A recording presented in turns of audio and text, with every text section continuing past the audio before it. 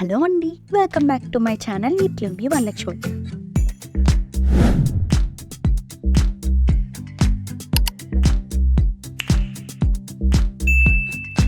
ఈరోజు వీడియోలో ఆంధ్ర స్టైల్ చేపల పులుసుని పర్ఫెక్ట్గా టేస్టీగా ఎలా రావాలో చూపించబోతున్నా.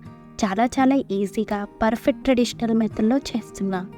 ఈ రెసిపీలోకి నేను ఒక చేపని కంప్లీట్గా తీసుకొని నీట్గా సాల్ట్తో లైట్గా పసుపుతో క్లీన్ చేసుకొని తీసుకున్నా. ఇలా క్లీన్ చేయడం వలన చేప ముక్కలు అనేవి నీచు వాసన రాకుండా ఉంటుంది.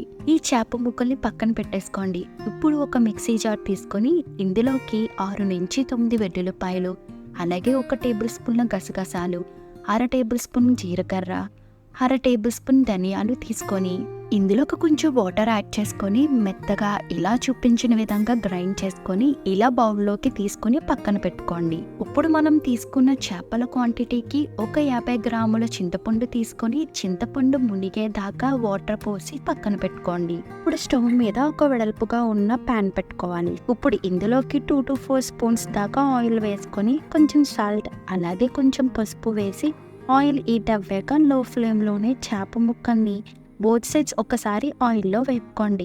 ఇలా వేపుకుంటున్నప్పుడు ముక్కల్ని చాలా కేర్ఫుల్గా ఫ్లిప్ చేయాలి, లేకపోతే ముక్కలు విరిగిపోతాయి.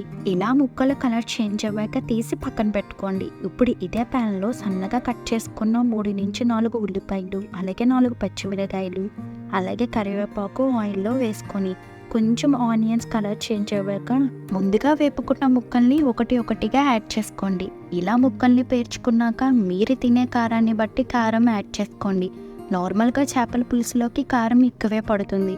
నేను 1/2 కప్ దాకా కారాన్ని తీసుకున్నా. తర్వాత టేస్ట్కి సరిపడే సాల్ట్ యాడ్ చేసుకోండి. ఇప్పుడు ముందుగా నానబెట్టుకున్న చింతపండునంతా వీలైనంత వరకు వాటర్ పోసి పిప్పు వచ్చేంత వరకు చింతపండు పులుసుని వేసుకోవాలి. ఇప్పుడు ముందుగా గ్రైండ్ చేసుకున్న మసాలాని వేసుకొని జాగ్రత్తగా గరిటెతో స్ప్రెడ్ చేసి ఇందులోనే 2 టమాటాలు సన్నగా కట్ చేసుకొని అలాగే 4 నుంచి 6 బెండకాయ ముక్కల్ని ఇలాగా పొడవుగా కట్ చేసి వేసుకోవాలి. అసలు గరిటె పెట్టి చేప ముక్కల్ని కలపద్దండి, ఎందుకంటే ముక్కలు విడిపోతాయి. ఇలా చూపించిన విధంగా ప్యాన్ని అటు ఇటు షేక్ చేసుకోండి.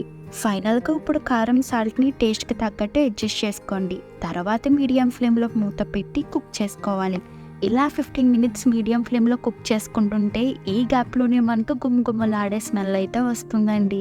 ఇప్పుడు సన్నగా కట్ చేసుకుని ఉంచుకున్న కొత్తిమీర వేసి 1-2 నిమిషాల పాటు లో ఫ్లేమ్లోనే ఉంచి స్టవ్ ఆఫ్ చేసి మూత పెట్టేసుకుని పక్కకు దించేసుకోండి. ఇలా కుక్ చేసుకున్న చేప పులుసుని 3 లేదా 4 గంటల తర్వాత సర్వ్ చేసుకుంటే ఆ చేప పులుసు యొక్క టేస్ట్ని బాగా ఎంజాయ్ చేయగలం.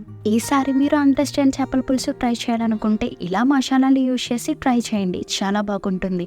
ఇలాంటి మరెన్నో వీడియోస్ కోసం మన ఛానల్ని సబ్స్క్రైబ్ చేసుకోండి. ఇట్లు మీ వరలక్ష్మి.